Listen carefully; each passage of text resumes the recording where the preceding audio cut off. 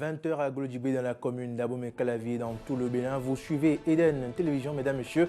Bonsoir et bienvenue dans ce journal. Au sommaire, relève de contingents béninois engagés dans les opérations de soutien à la paix sous l'égide de l'ONU au titre de l'année 2019. Cette décision a été arrêtée ce jour en Conseil des ministres. Sport avec un match nul face aux Lions indomptables du Cameroun ce mardi. Les écureuils du Bénin se sont qualifiés pour les huitièmes de finale de la Coupe d'Afrique des Nations Égypte 2019 et comptent battre le Maroc ce vendredi et passer en quart. En interactualité, le Nigeria a annoncé qu'il signera l'accord de libre-échange continental à Niamey ce week-end lors du sommet de l'Union africaine. Ce sera tout pour les titres.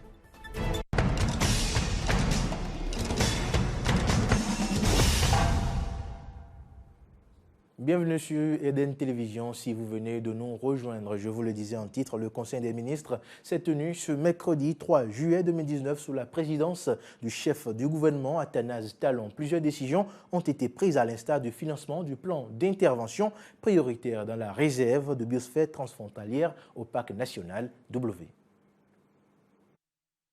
Au titre des communications, compte rendu d'étape des travaux de construction de la centrale électrique thermique de 120 MW à Maria-Gleta 2 et autorisation pour l'acquisition d'un domaine complémentaire d'environ 3,5 hectares nécessaire à l'extension du projet. Il ressort du dit compte rendu, présenté par le ministre de l'Énergie, que la construction de la dite centrale est achevée et que le démarrage des différents moteurs a été réalisé avec succès. Toutes les missions d'évaluation, y compris celles des institutions de financement, rassurent que les travaux sont de bonne qualité et soulignent le respect par le constructeur des délais contractuels. La réception provisoire de la centrale peut donc avoir lieu, suivie de sa mise en service effective. Par ailleurs, la commission chargée d'évaluation des modalités d'acquisition du domaine complémentaire de 3,5 hectares pour faciliter l'extension future de la centrale au projet de 135 MW, a rendu ses conclusions. Sur cette base, le Conseil a autorisé cette acquisition et instruit les ministres intéressés à l'effet de sécuriser le domaine. Relève des contingents béninois engagés dans les opérations de soutien à la paix sous l'égide des Nations Unies au titre de l'année 2019. Notre pays contribue régulièrement aux équipes onusiennes de maintien de la paix. La bonne conduite générale de nos troupes les crédite d'une appréciation positive. Pour confirmer cette réputation, tout en leur permettant de renforcer leur expérience, le Conseil a décidé de procéder aux 2 camps de cohésion et aux 2 relèves prévus pour le compte de l'année 2019. Financement du plan d'intervention prioritaire dans la réserve de biosphère transfrontalière du parc national W. Ce complexe, d'une superficie de 7 623 km², fait l'objet d'une forte pression démographique avec des activités illicites de braconnage, d'élevage, de pêche et d'exploitation forestière. Préoccupé par cette situation, le gouvernement a mis en place un plan d'intervention prioritaire dont une partie du financement incombe au budget national et le reste à la Fondation des savanes ouest-africaines, partenaire stratégique du projet. Appréciant l'urgence de la mise en œuvre de ce plan, le Conseil a autorisé le décaissement de la contrepartie béninoise qui s'élève à la somme de 347 361 840 francs CFA. Polémique autour du prix des ambulances acquises au profit des formations sanitaires dans le cadre de la mise en œuvre du volet assurance maladie du projet Arche. Le montant de 493 830 000 pour 3 ambulances initialement annoncées avait affolé la toile et l'opinion. Le ministère de la Santé, à travers un communiqué, a clarifié la situation. Il s'agit d'une erreur matérielle. Ce ne sont pas 3, mais 5 ambulances médicalisées qui ont été réceptionnées à ce prix et à l'état neuf avec 5 km au compteur. Démarrage effectif ce 2 juillet 2019 du projet de reconstitution des actes de naissance sans souci. L'opération est en cours dans toutes les localités du Bénin. Une équipe de la rédaction est allée faire le constat dans le 4e arrondissement de la municipalité de Cotonou. Plus de détails avec Horacia Djodji. L'enrôlement des populations dans le cadre du projet de reconstitution des actes de naissance sans souche PRAN a effectivement démarré ce 2 juillet 2019 à Cotonou. Dans le 4e arrondissement, la population est massivement sortie pour se faire recenser. Démarré à 8 heures, l'agent recenseur était à une centaine de personnes enregistrées à 12 heures lors de notre passage dans cet arrondissement. Cette opération se déroule bien. Depuis le matin, les populations sont sorties. Tout se passe normalement, à part quelques cas de rejet. Les actes de naissance ne sont pas conformes au récépissé RAVIP. Donc c'est en ce cas-là qu'on les rejette, ou bien les actes de naissance des pays étrangers, on les rejette.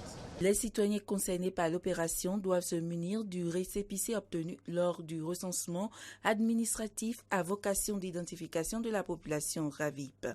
Ils apprécient le bien fondé de l'opération. C'est une opération qui m'a beaucoup avantagé.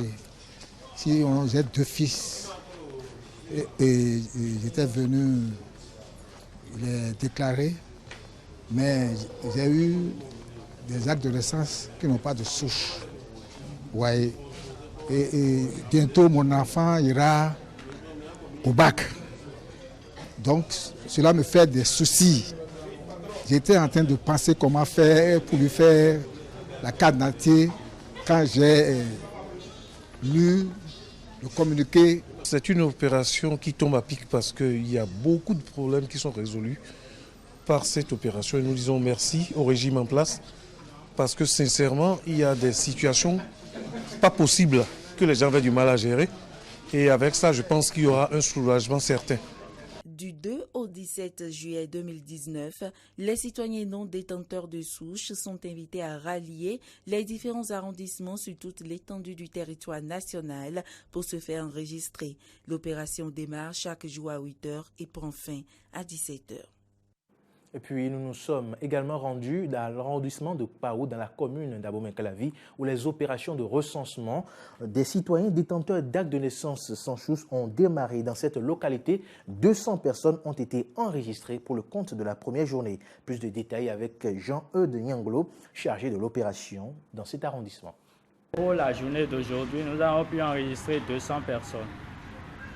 Maintenant, ceux qui sont venus, nous les demandons de passer le message de façon de bouche à oreille afin que ceux qui n'ont pas entendu à travers les médias qu'il y a un projet pareil que le gouvernement a mis en place, nous les exhortons à informer les autres de bouche à oreille afin qu'ils puissent venir pour que nous les enregistrons.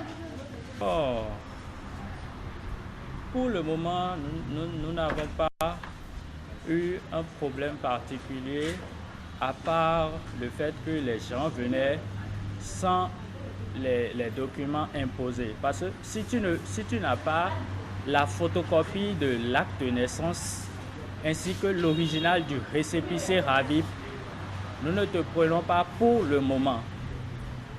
Pour le moment. Parce qu'il y aura d'autres projets pour ceux qui n'ont pas une pièce. Vous voyez? Donc pour le moment, nous prenons uniquement ceux qui ont la photocopie de l'acte de naissance, la photocopie simple de l'acte de naissance et l'original du récépissé RAVIP. Pourquoi l'original du récépissé RAVIP? Parce qu'on doit scanner le code QR qui se trouve sur le récépissé RAVIP. Dans un autre registre, ce lundi 1er juillet 2019, une autre étape de l'examen du baccalauréat session de juin 2019 a démarré. Il s'agit de la correction des copies. Les candidats ne devraient donc plus attendre longtemps pour être fixés sur les sorts, mais quels sont leurs états d'âme? Notre équipe, une équipe de la rédaction d'Eden Télévision, s'est interrogée sur la question. Après l'étape de la composition des épreuves du baccalauréat session unique de juin 2019, place à la correction des copies, une étape qui déterminera le sort des candidats. Si certains restent stressés, d'autres se confient à l'invocation de l'être suprême. Tel est le cas de Ingrid, candidate au baccalauréat. Pour me donner du courage, je prie et parfois je reprends les épreuves et je vois ce que j'ai fait et je me donne un peu du courage par ça. quels qu'en soient nos besoins, nous pouvons nous confier en Jésus. Parce qu'il a tout porté à la croix, nos réussites, il a tout porté, donc nos réussites, c'est en lui. Donc, il n'y a pas à avoir peur, quoi. Ce que je pourrais leur dire, c'est de ne pas avoir peur, de ne pas s'inquiéter, de ne pas stresser et de croire en Dieu et de croire en leur capacité, en ce qu'ils ont écrit, de croire en cela. Émilie, quant à elle, se dit confiante, très sûre d'avoir donné le meilleur d'elle-même, donc aucune raison d'avoir peur durant cette étape de la correction. Avec les dispositions prises, ils ont commencé la correction le lundi. Je suis sûre et certaine que ça va marcher. Pour les résultats, je suis absolument sûre que j'ai une bonne chance de réussir. Déjà, il y a mes résultats scolaires. La dernière composition qu'on a faite et l'examen blanc, j'avais une bonne moyenne, donc je me suis dit que si j'avais ces notes-là à l'examen aussi, il n'y aurait pas de problème. La période de correction des copies des épreuves du baccalauréat est donc un moment plus que jamais important pour les candidats d'intensifier les prières afin que leur copie de composition tombe dans de bonnes mains. Hors des frontières béninoises, le Nigeria, première économie d'Afrique et premier marché du continent avec 190 millions d'habitants, a finalement annoncé qu'il signerait l'accord de libre-échange continental à Niamey ce week-end lors du sommet de l'Union africaine. Les médiateurs de l'Éthiopie et de l'Union africaine annoncent avoir convié les généraux au pouvoir au Soudan et la contestation à reprendre des négociations mercredi pour mettre fin à l'impasse entre les deux camps et établir les grandes lignes de la transition. L'annonce, qui n'a pas encore été commentée par les deux parties, intervient après des manifestations de masse qui ont vu des dizaines de milliers de personnes déferler dimanche dans les rues de la capitale et ailleurs au Soudan pour appeler les généraux à céder le pouvoir aux civils. Suivez plutôt. Nous avons invité les deux parties à se réunir demain. Un lieu et une heure ont été déterminés pour eux. Pour des motifs politiques et sécuritaires, il n'est pas approprié de dévoiler ni l'heure ni le lieu. Mais cette invitation a été envoyée aux deux parties.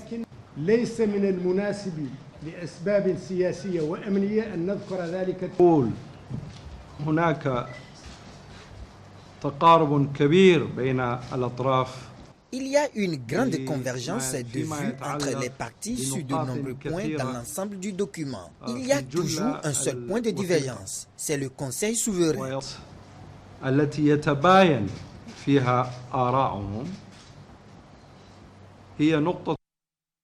On connaissait son chocolat, sa vanille, son foie gras. Voici son caviar. L'île de Madagascar conforte sa place sur le marché de l'alimentation de luxe en devenant le seul producteur africain d'œufs d'esturgeon. Une nouveauté dans les cuisines de ce restaurant gastronomique d'Antananarive.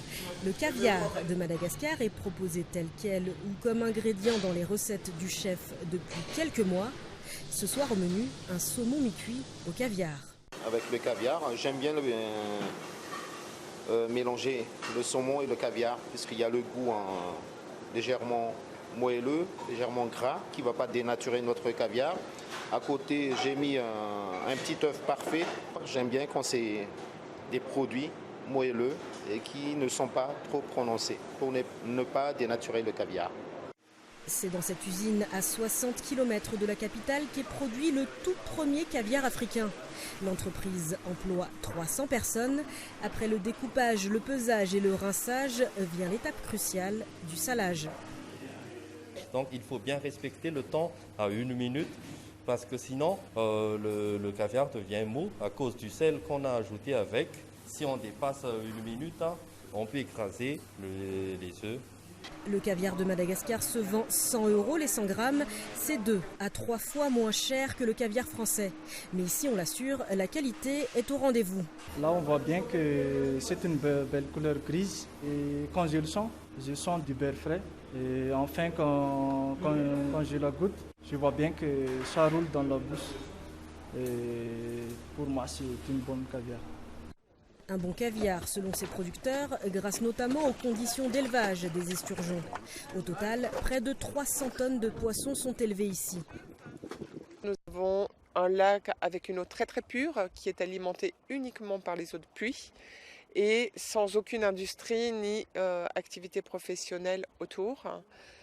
Nous produisons également l'alimentation des poissons, la nourriture, avec des produits de Madagascar très naturels. Donc les poissons sont en très bonne santé. En 2019, les producteurs comptent écouler 5 tonnes de caviar dans la région océan Indien, mais aussi en Afrique et en Europe. L'année dernière, la première tonne de caviar produite à Madagascar s'est retrouvée en rupture de stock en seulement quelques semaines. Que deviennent les vêtements déposés dans les bornes du relais en France? Eh bien, 1 sur 10 sera revendu dans l'Hexagone, un autre expédié dans les pays d'Europe de l'Est et 4 sur 10 se retrouveront sur des marchés africains. Reportage des regards de la coopérative à Soissons dans les Hauts-de-France jusqu'au marché de Diamniadio à Dakar. Des sacs, encore des sacs. Chaque jour, 30 tonnes de textiles transitent dans cette antenne du relais près de Soissons. Reconnaître, trier selon la matière, l'état, la destination, c'est un coup à prendre. Il y a le prêt-papier qui est devant là-bas, donc ils enlèvent déjà le plus gros, les blousons, la boutique, la laine et tout ça. Et après ça remonte. Donc là, nous, on doit encore essayer d'étaler au maximum et de vider le tapis au maximum. 140 personnes donnent ainsi une seconde vie à ces pantalons, chemises ou blouses. 10% sera revendu dans un magasin de l'antenne en France. 10% sera réexpédié dans l'Est de l'Europe, 40% en Afrique. Le reste sera à proprement parler recyclé. Un jeans en très bon état, boutique en France. Un jeans un peu fatigué, Afrique. Un jeans craqué, c'est pas perdu. On va faire de l'isolant avec ça et on va faire du métis. Cet isolant qui va resservir pendant 20-30 ans dans une maison. Donc voilà, c'est comme ça qu'on sauve la planète. Direction Dakar, ou plus exactement Diamniadio, à une trentaine de kilomètres de la capitale sénégalaise. Ici, une cinquantaine d'employés vont à nouveau trier les tonnes de vêtements venus de France. Avec son salaire, Marie-Hélène a pu réaliser ce qui lui tenait à cœur. Ça m'a permis vraiment de pouvoir mettre mes enfants dans les privés, dans les écoles privées catholiques. Là-bas, l'enseignement est super. Et vraiment, je le voulais avant, mais je ne pouvais pas avec le salaire que mon mari a. Les vêtements repartiront inonder le marché de Colobane, au cœur de la capitale, non sans transiter par leur lot d'intermédiaires. Ici, c'est le royaume de la fripe importée, qu'elle vienne de France, d'Angleterre ou d'ailleurs. On peut acheter des robes, des hauts, des jeans, qui sont de grandes marques et à bas prix et qui sont plus résistants que ce qu'on peut trouver dans le marché. Et je préfère aux habits de fabrication chinoise quand même. La France exporte chaque année des dizaines de milliers de tonnes de vêtements en Afrique. Une source d'emploi certes, mais qui a porté un coup presque fatal à l'industrie du textile au Sénégal. Sport, passer l'étape des matchs de poule à la CAN, c'était le rêve de toutes les nations béninoises. Il a été concrétisé ce mardi par les écureuils du Bénin qui se sont qualifiés pour les 8e de finale de la Coupe d'Afrique des Nations Égypte 2019. Une première après 4 participations. Eh bien, ils ont réussi à contenir les Lions indomptables sur le score de 0 but partout. Suivons ensemble l'ambiance après-match qui a prévalu en Égypte. C'est toujours le fruit d'un travail, c'est toujours la combinaison du travail et de la grâce de Dieu. Je veux dire merci, et vraiment merci à tous les Béninois qui ont été de cœur avec nous. Notre pays, on vous l'a dit, il est petit, mais on va le révéler au monde entier. Et ça commence, et j'avais dit que ça passerait par le sport. Merci à l'équipe, merci à l'encadrement technique, merci à tout le public, et vraiment merci à Dieu qui continue de bénir le Bénin. Merci. Eh bien, c'est ici que prend fin ce journal. Merci de l'avoir suivi. À demain.